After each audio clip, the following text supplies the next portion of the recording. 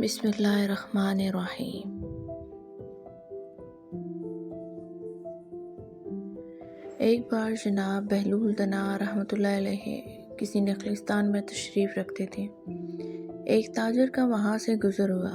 وہ آپ کے پاس آیا اور سلام کر کے مؤدب سامنے بیٹھ گیا اور انتہائی ادب سے گزارش کی، حضور تجارت کی کون سی ایسی جنس خریدوں جس میں بہت نفع ہو؟ جناب بہلول نے فرمایا، کالا کپڑا لے لو۔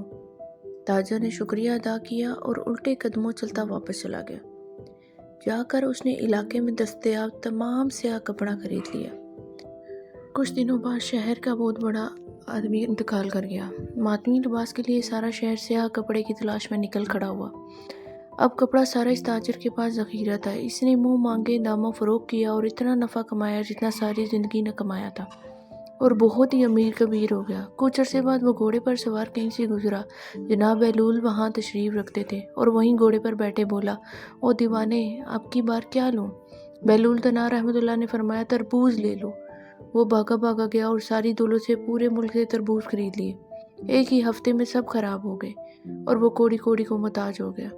اسی خستہ حالی میں گھومتے پھرتے اس کی ملاقات جناب بہلول دنا رحمۃ اللہ علیہ سے ہو گئی، تو اس نے کہا، یہ آپ نے میرے ساتھ کیا کیا ہے؟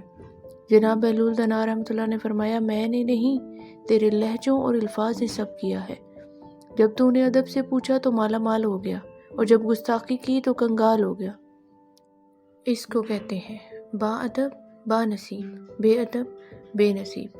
اس لیے ہمیں بھی چاہیے بڑوں کے ساتھ ہمیشہ ادب سے پیش آئیں اور ان کا کہنا مانیں، والدین اور استاد کی ہمیشہ فرما برداری کریں۔